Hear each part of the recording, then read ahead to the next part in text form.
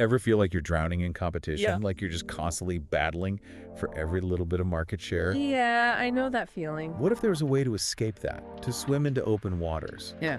where the competition just melts away? That's pretty nice. Well, that's the promise of Blue Ocean Strategy. Ah, blue ocean strategy. It's this idea that we can create uncontested market spaces where our businesses can thrive. So we're not just fighting over the same scraps. Right. And in this deep dive, we're going to use this book, Blue Ocean Strategy, as our guide Okay. to explore how we can find and create those blue oceans for ourselves.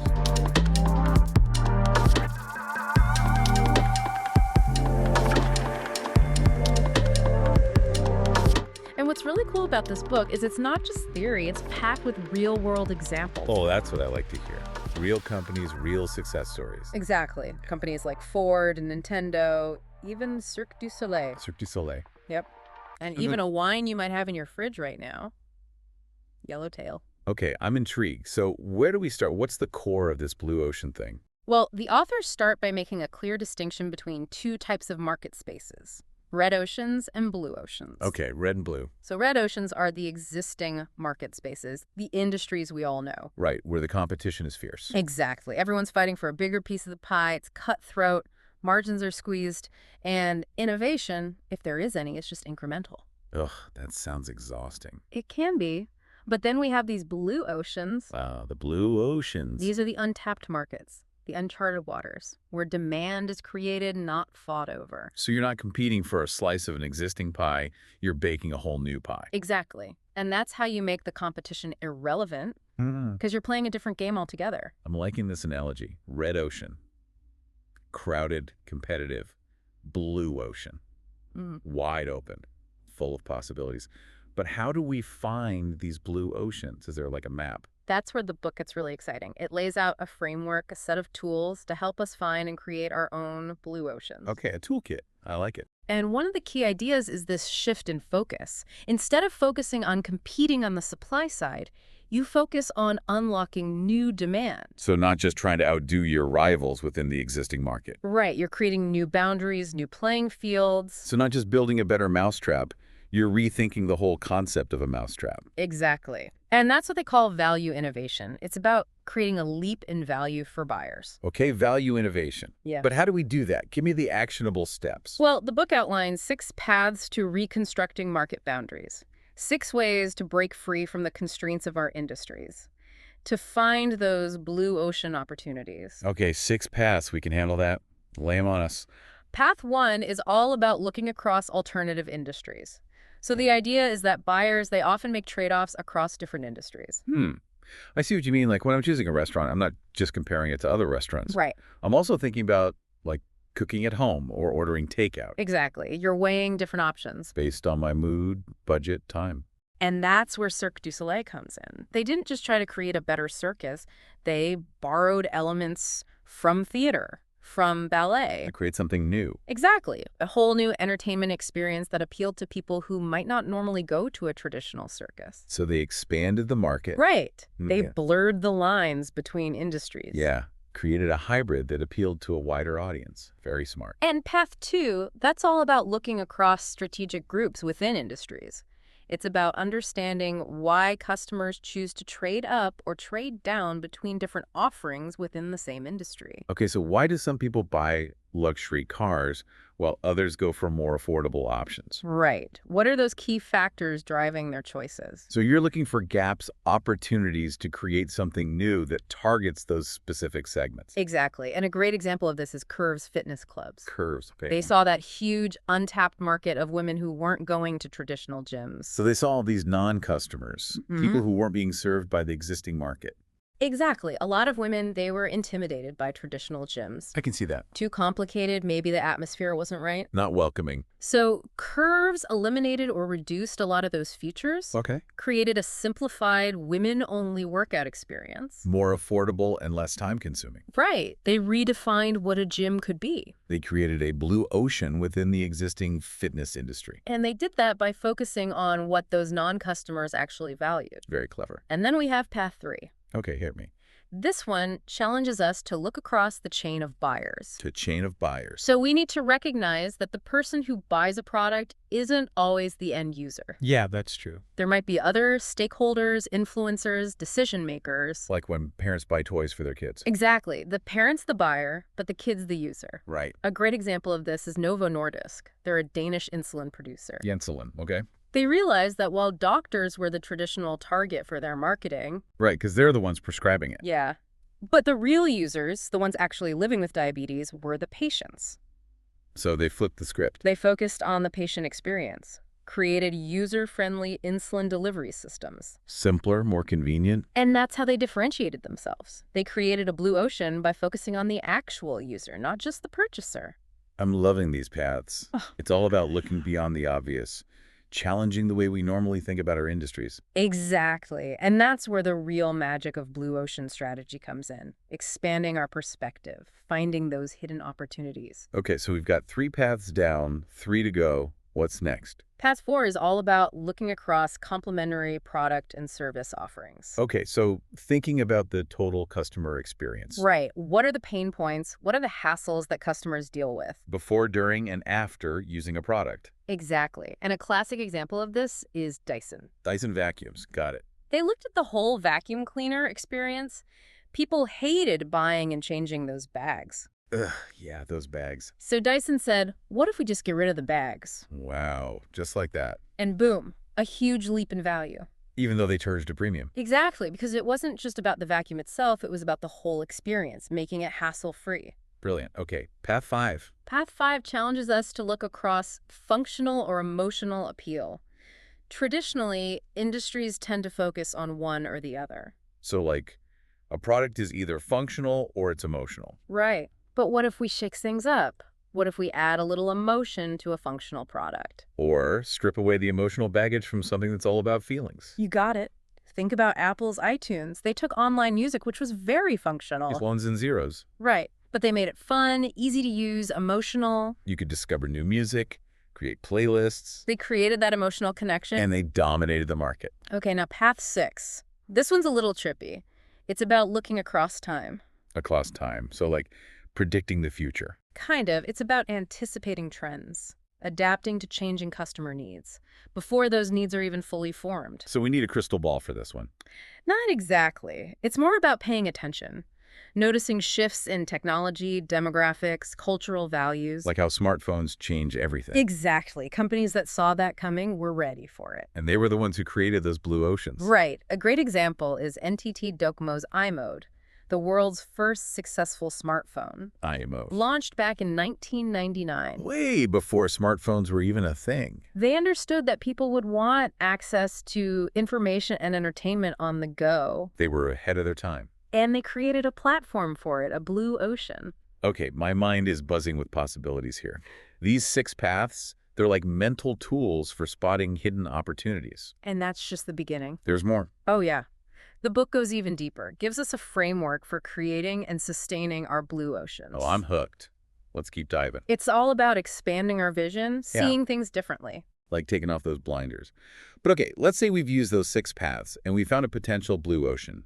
Now what? Well, now we need to translate that insight into an actual strategy. And that's where the 4 actions framework comes in. Okay, the 4 actions framework. Sounds intriguing. This framework gives us a way to reconstruct those buyer value elements, to create a new value curve. And that's how we set ourselves apart. Exactly. Okay, so what are those 4 actions? Give me the breakdown. The first one is eliminate. Eliminate, okay. What are those factors that everyone in your industry just takes for granted? Things that everyone does just because, well, that's how it's always been done. Right. And often those things got cost, but not real value for the customer. So it's about challenging those sacred cows. Exactly. Then the second action is reduce. Reduce, okay. So are there any factors you can reduce below the industry standard without sacrificing value? So it's about finding that sweet spot between value and efficiency. Exactly. Then we have raise. Raise, okay. What are those factors that you should raise above the industry standard? So this is where we bring in the innovation. Exactly. This is how we differentiate ourselves, Yeah. how we create that wow factor. Okay, I'm with you. Eliminate, reduce, raise. what's the fourth action? Create. Create. This is about creating entirely new factors, new value elements that the industry hasn't even thought of. Now we're talking. This is about pushing those boundaries. Exactly. So the 4 actions framework, together with those 6 paths, it gives us a powerful toolkit. I'm seeing that. But how do we actually visualize all of this? Is there a way to see it all laid out? There is. It's called the strategy canvas. The strategy canvas, Right. okay? Is that like a literal canvas? We need paintbrushes. Not quite. It's more like a graph. You've got the key competing factors in your industry on one axis, Okay. and then the offering level on the other. So we can see how the existing players are competing. Exactly. And then we use that eliminate, reduce, raise, create grid to map out our own blue ocean strategy. We can literally see what we want to eliminate, reduce, raise, and create. So we're drawing a new curve on that canvas, a new path. Exactly. And one of the best examples of this is Yellowtail wine. Yellowtail, the wine. Yep. They came into the U.S. wine market, which was already super crowded, dominated by those complex, high-end brands. Yeah, the wine industry can be pretty intimidating. Right. All those fancy terms, all those rituals. It's like you need a degree just to buy a bottle. Exactly. But Yellowtail saw an opportunity. They appealed to people who were turned off by all that. So they made wine fun, approachable. They used the strategy canvas and the 4 actions framework. They eliminated the jargon, reduced the complexity, raised the fun factor. They made it easy. Right. And they targeted those non-customers, the people who weren't being served by the existing market. And they created a blue ocean. A very successful one. Okay, I'm getting this. It's not just about making a great product. It's about finding those people who are being ignored or underserved. You got it. And that brings us to another key concept. Focusing on non-customers. Non-customers, so people who aren't already buying our product. Exactly. There's this huge untapped market out there. Interesting. So we're not just thinking about our existing customers. Right. We're thinking about all those people who, for whatever reason, are not buying what we're selling. Okay, so who are these non-customers? How do we find them? Well, the book breaks them down into 3 tiers. We've got soon-to-be non-customers. Soon to be. These are the people who are on the edge of the market, maybe considering our product, but not quite there yet. Okay, so with the right nudge, they could be ours. Exactly. Then there's the refusing non-customers. Refusing, so they're actively saying no thanks. Right. They've chosen not to buy our product. Maybe it's too expensive, too complicated, or just not meeting their needs. On it. And then there's the unexplored non-customers. Unexplored, so they're completely off our radar. Yeah, they're so far removed from our market that they've never even considered our product. Like they're living in a different world. Exactly. And the key takeaway here is that by understanding why these non-customers aren't buying, we can uncover new opportunities. New ways to create value. And expand our market. Like we saw with Yellowtail and Curves. They went after those refusing non-customer. Right. They appealed to the people who were saying no to the existing offerings. And they created blue oceans. Exactly. Another great example is Callaway Golf. The golf company. Yep. They looked at why people weren't taking up golf, and they realized for a lot of people it was just too difficult. Yeah, golf can be intimidating. All those clubs, all those rules. So Callaway created these new golf clubs that were easier to hit, more forgiving. Okay. They targeted those refusing non-customers who thought golf was too hard. They made it more accessible. More fun. And they brought in all these new customers. They expanded the market. So it's all about challenging the status quo, seeing the world from a different perspective. I'm with you. Okay, so let's say we've done all this. We've found our blue ocean. We've mapped out our strategy. We're feeling good.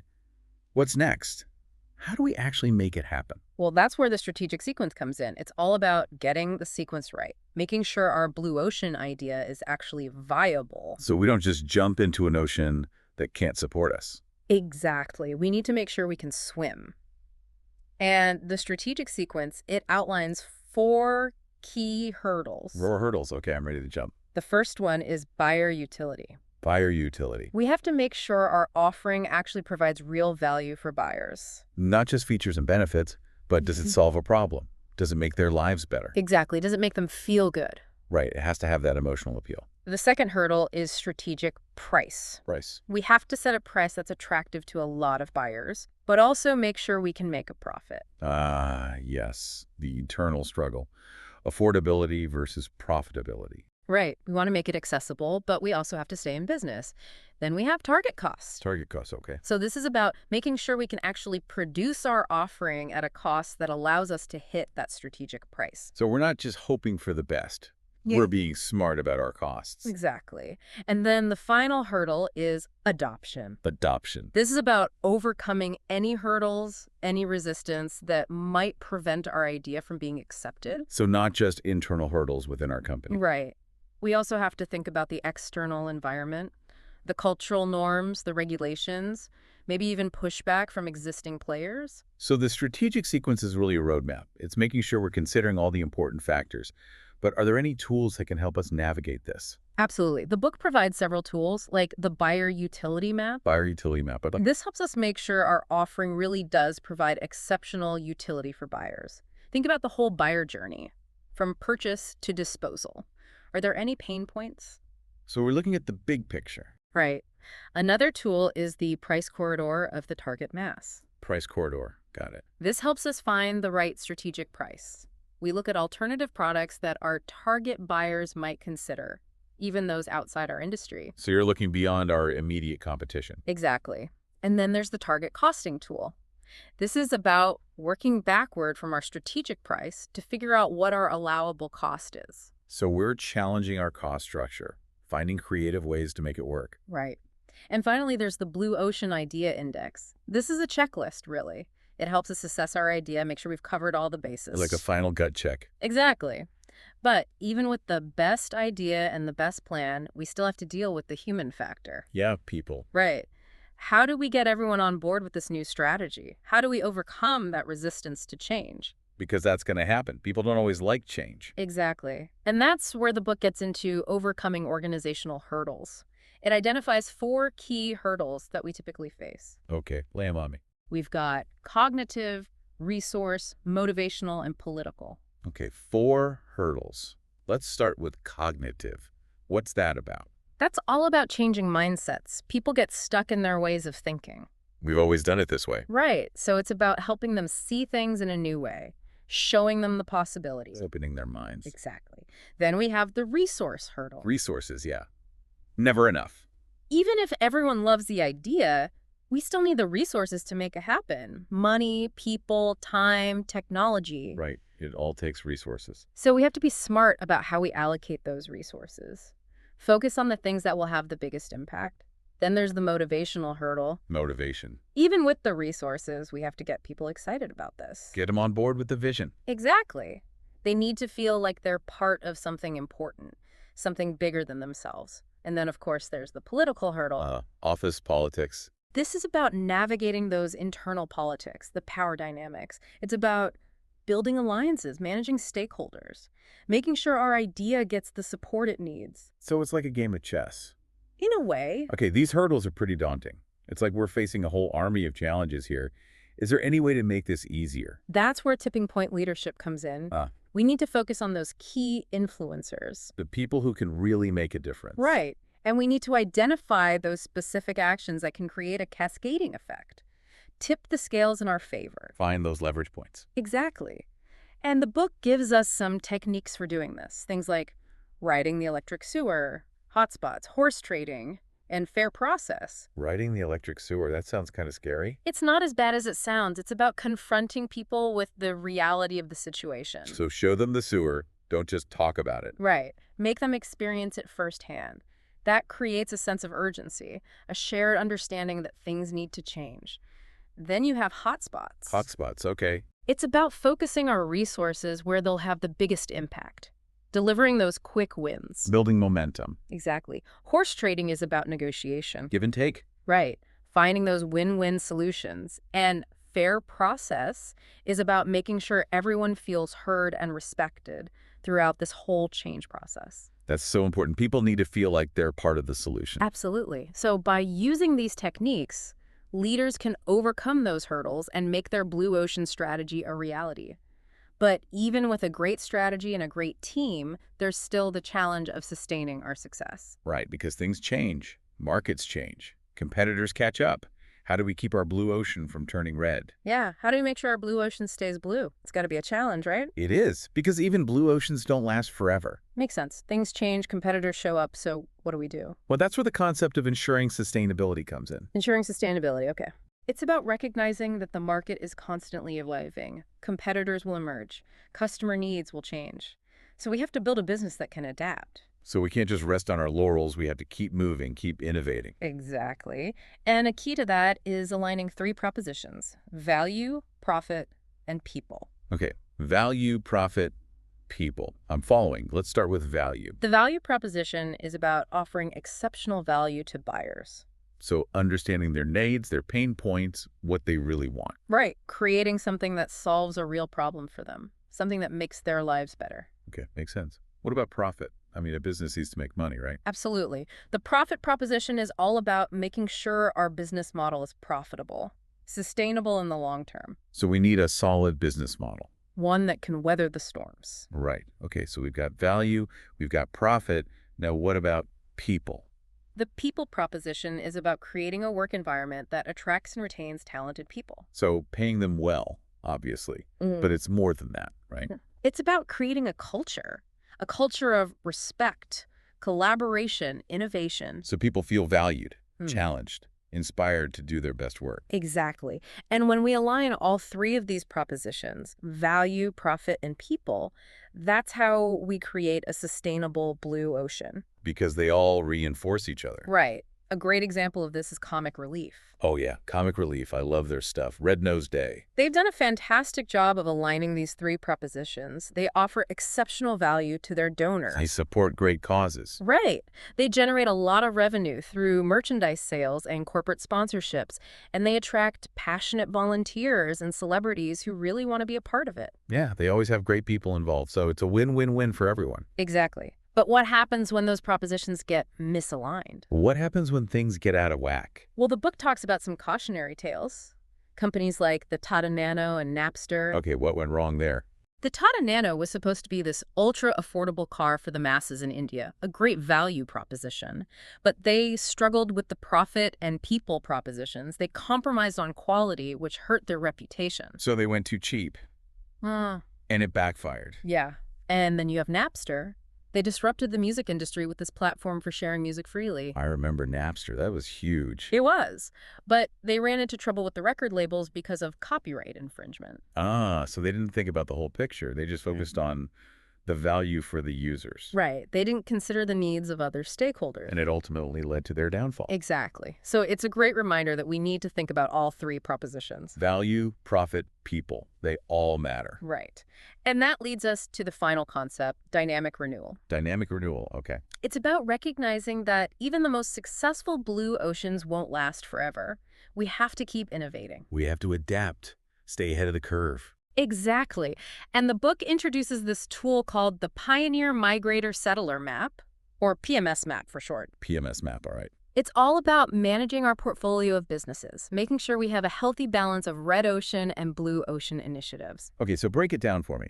What are these pioneers, migrators, and settlers? The pioneers, they're the ones creating new markets. They're the blue ocean creators, the disruptors. Okay, the innovators. Right. The migrators, they're improving their offerings, moving into new market segments, maybe not creating entirely new markets, but expanding their reach. Okay, so they're finding new ways to grow. And the settlers. The settlers are operating in those mature markets, the ones with established competition. So they're providing a steady stream of revenue. Exactly. But they're not necessarily the ones driving innovation. And for long-term success, a company needs all three. It's like a balanced portfolio. Right. You need the pioneers to create new opportunities, the migrators to expand your reach, and the settlers to provide that foundation of stability. Makes sense. And a great example of this is Apple. They've been incredibly successful in creating a whole series of blue ocean products. The iPod, the iPhone, the iPad, they've really changed the game. And they've kept innovating, constantly evolving. They've mastered this dynamic renewal process. They've stayed ahead of the curve. And that's what it's all about. This isn't a one-time thing. It's a mindset. A way of thinking. Always looking for those untapped opportunities. Well, I've got to say, this has been an amazing deep dive. Blue Ocean Strategy has really given me a lot to think about. I'm feeling inspired, Ready to go find my own blue ocean. That's great to hear. And remember, blue oceans are created, they don't just appear magically. Right, it takes effort. It takes that willingness to challenge the status quo, To think different. to find new ways to create value. Exactly. So the question is, what red ocean are you swimming in? And what blue ocean can you create? That's the challenge and the opportunity. Well said. And that wraps up our deep dive into blue ocean strategy. I hope you've enjoyed this journey. If you're ready for more, be sure to subscribe to the deep dive and tell your friends about us. Until next time, keep exploring.